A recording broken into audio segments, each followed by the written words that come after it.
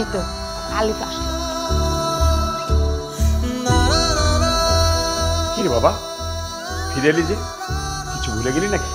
বাবা,